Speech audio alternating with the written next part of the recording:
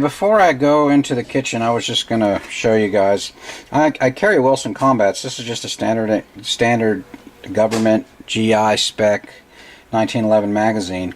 I've got. I'm going to heat this whole thing up in the oven along with my Kydex to. I mean, this is Texas. It's pretty warm still. It's warm in the house. My wife doesn't like to keep it too cold in here.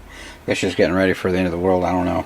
But I'm going to stick this whole thing in the oven, and I'm going to, of course, you know, when the magazine is in its holder, it's going to be loaded. It's going to be full of rounds. So I'm going to stick this whole thing in the oven with the Kydex and warm it up as well when I do my press. Now, before everybody starts freaking out on me or I start getting comments, this is not a live round. This is, you know, I make my own, oh shoot, I forget what they're called right now, snap caps. This is a spent round, and it's just got a,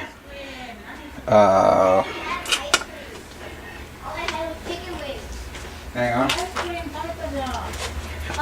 This has just got a, it hasn't even been sized yet. I just crammed some paper down in there, and no powder in it or anything like that, and just pretty much seating it for size. And that's going to, hopefully, the Kydex is going to form right around that. Like I said, I carry Wilson Combat normally, but I think it's going to get me close enough to where that Wilson Combat, the Wilson Combat has a plastic follower on it, and I don't want to take a chance melting that out. So, okay. I'm going to go to the kitchen. Okay, I just got this thing out of the press. Excuse me, I'm sorry. I just got this thing out of the Kydex out of the oven and into this press, and you can see I'm going to have to come up with some kind of better clamping system than this. I don't think I'm getting enough pressure or as much pressure as I could be. I just don't feel like close that door here. This end here especially. I don't know if it's because of my clamp.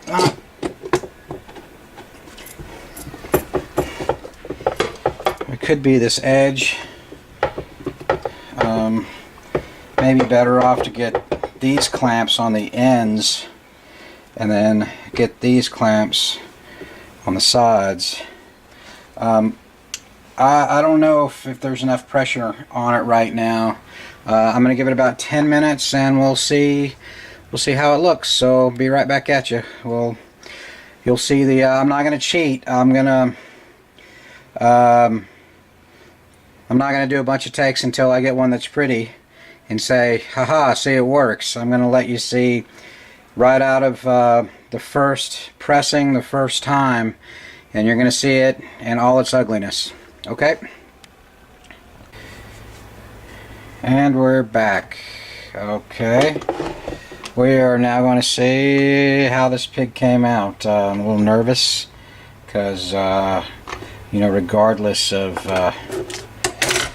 whether I say that it's, you know, I'm building this on the cheap or not, I still had to research and get parts, and you know, a couple nights there where I couldn't sleep because I was busy brainstorming. You know, so I'm hoping that it comes out halfway decent. I'm not expecting, you know, professional quality stuff like the guy from Philly. I forget his name, but I'm going to try to reference his YouTube channel because he really makes a lot of cool stuff, and I've been doing most of my learning off of his website, so I think it's only fair that I favorite him and link him up to my channel, because the majority of the information that I'm getting from him and from his YouTube channel. So here we go. I hope this is not a complete cluster or foobar. Let's see if I can get this clamp over here.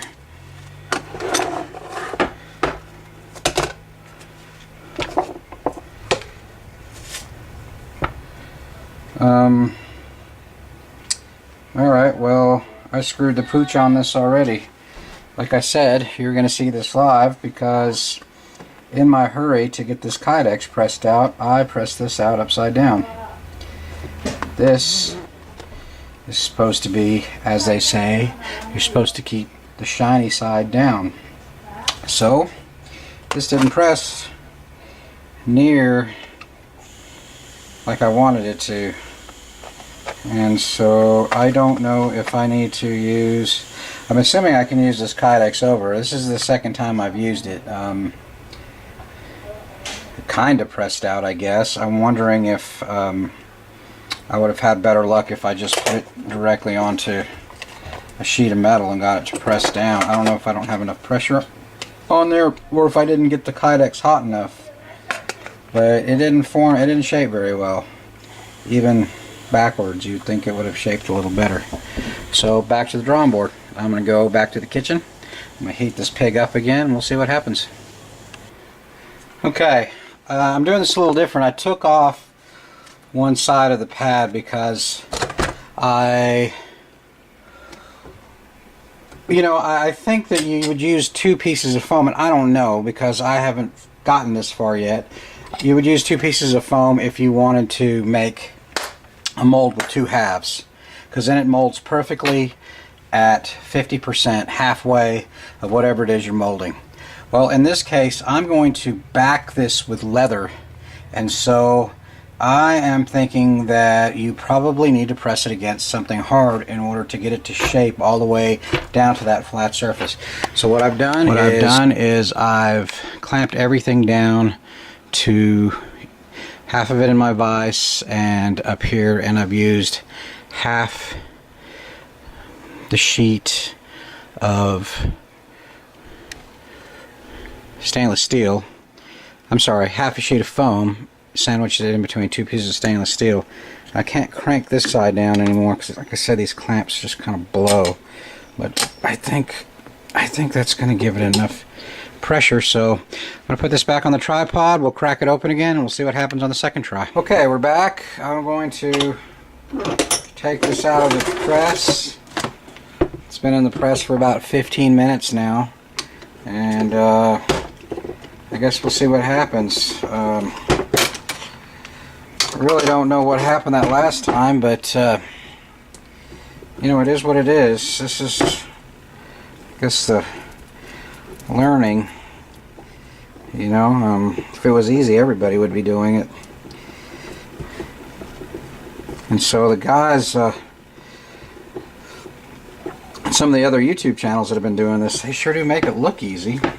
And you know, they have been saying, you know, make sure your temperatures are, the guy from Philly says make sure your temperatures are at 350, a little over 350. You know, I'm saying now that those attention to details are really what's going to make, I think, make your Kydex press really effective. Alright, well, that's a little better. Oh yeah, that's much better.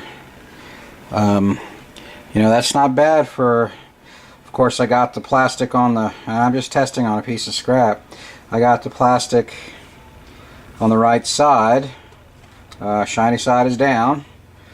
I don't know if you can see the detail in there. I think you know, that's pretty good. I'm pretty happy with that. I heated up this time. It was, you know, I don't want to go into a bunch of detail, but in one of my lives I was a professional cook, and so my hands are pretty tough when it comes to grabbing hot shit out of the oven. The first time I pressed this, I could pick it up with my hands with no problem. The second time, I left it in the oven a little longer, a little higher temperature. This is a toaster oven, and it was to where I could barely pick it up with my bare hands. And I think maybe that's the trick, is I didn't leave it in, even though I had it upside down, I didn't leave it in long enough to get hot enough the first time. So that temperature is real critical. This crap that's on here, that's from another piece of foam that I tried. It was just some packing foam. That didn't work really well, and that's what set me on the hunt for neoprene foam at a local shop. So, you know, there it is. You see how that fits, I'm sure, with some different, maybe a little bit more work and a little bit of different foam and maybe better pressure, better clamping. I can get that thing to get those corners just a little bit sharper, but I'm pretty pleased with the way that first piece turned out. I think that's exactly what I wanted. That is going to sit right in there, and once I back it with leather, it's going to, you know, there'll be enough tension on it to keep it in there. So okay, we're going to try it again with another piece, and we'll see what we can do. We'll see how that comes out. All right, I'll get back at you.